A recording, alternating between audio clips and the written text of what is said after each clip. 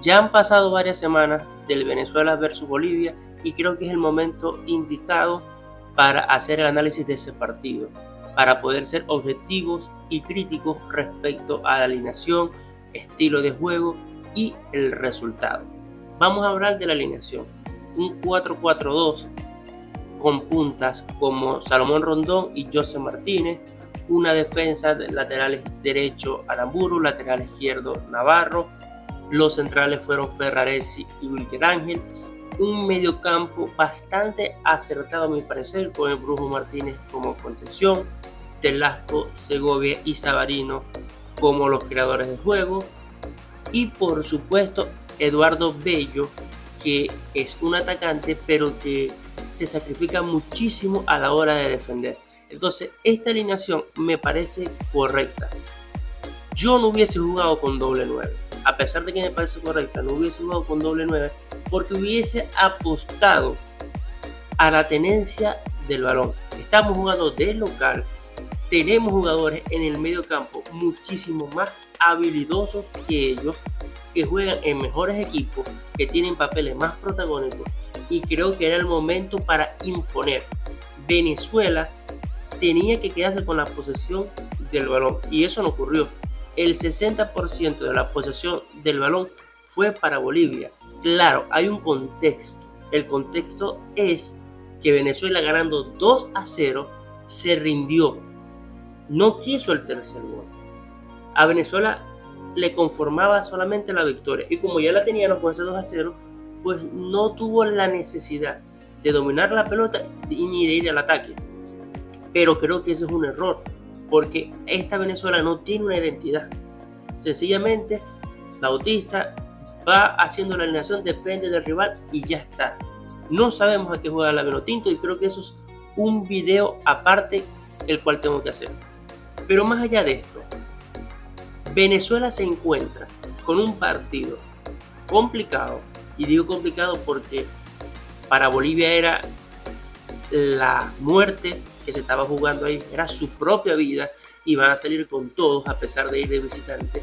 Eso hay que entenderlo, pero con la fortuna que tuvimos del error garrafal que tuvo el defensa boliviano, el portero peor todavía que la dejó pasar, y un autogol que nos ayudó muchísimo a que el partido se nivelara y estuviese a nuestro favor.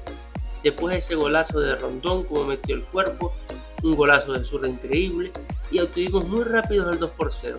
Pero más allá del resultado, que fue buenísimo, Venezuela jugó un mal partido. Todos los jugadores venezolanos no tenían la personalidad para tocar bien el balón. Si ustedes analizan el primer tiempo del Venezuela-Bolivia, pareciera que tuviesen un resorte en las gomas, en los tacos. Cada vez que un jugador venezolano recibía el balón, le rebotaba. No eran capaces de controlar bien.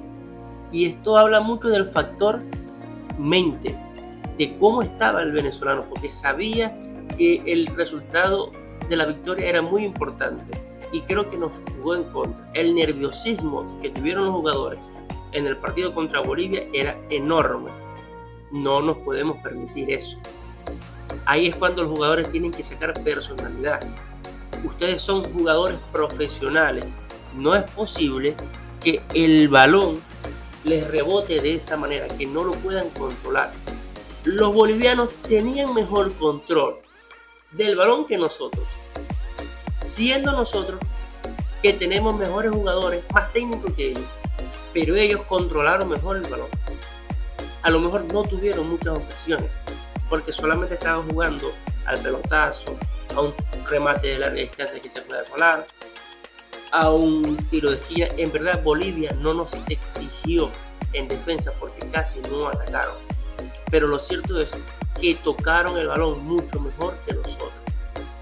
Y en ese partido, más allá del resultado, más allá de ganar, yo esperaba una Vinotinto que controlara el partido con el balón, porque si no le podemos sacar el balón a Bolivia en nuestra propia cancha, en nuestro propio país, eso denota y esto marca por qué de visitante nos ha ido tan mal. Porque El récord de visitantes de Venezuela es horrible y una victoria lo hemos conseguido. Entonces, todo el mundo se fue a celebrar el triunfo de Venezuela sobre Bolivia, y sin embargo yo lo dije cuando quedaba como 10 minutos a finalizar ese partido. Si Venezuela va a ir a Uruguay con esta intensidad, con esta muestra de toque del balón, vamos a perder. Y gracias a Dios Uruguay venía en un mal momento y no estaban todas sus estrellas porque lo hubiesen goleado 6-0. Porque Venezuela se presentó con un 11 distinto ante Uruguay, pero con la misma actitud. No controlaba el balón, no sabía que jugaba, y peor porque se dedicó simplemente a defender. Uruguay no jugó increíble. Uruguay apostó al centro. En el octavo centro fue que vino el gol de Uruguay, porque eran puros corners. No hubo casi remates de larga distancia, no hubo jugadas, triangulaciones, paredes por parte de Uruguay. Simplemente fue el balonazo. Solamente tenía eso. Y a un equipo que juega así, tenés que jugarle por el césped, tenés que tocarle el balón, no meter a dos delanteros para ver si le podemos ganar al centro cuando es su fortaleza.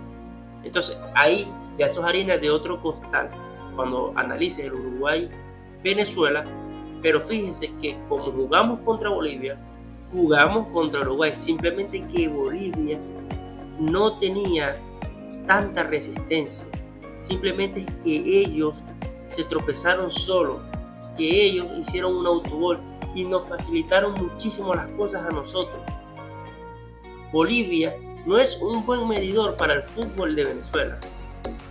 Sin embargo, después de ese partido nos dimos cuenta que Venezuela está grave, está muy grave, porque nosotros no solamente por orgullo, no solamente por el desquite, sino para probarnos futbolísticamente, teníamos que golear 4 o 5-0 a Bolivia.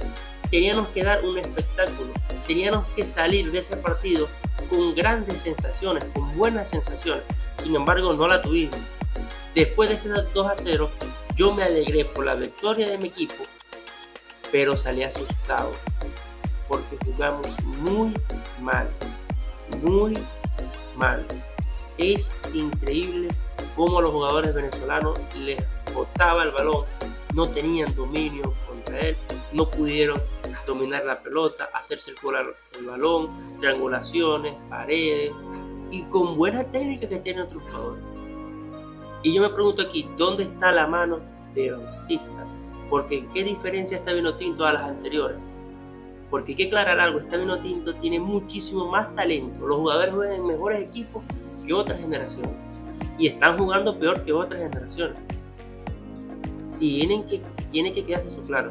Bautista cobra una millonada, de los mejores pagados en Latinoamérica. ¿Y dónde está el sello de él como técnico? ¿A qué juega la Vinotinto? Eso es lo que más me preocupa.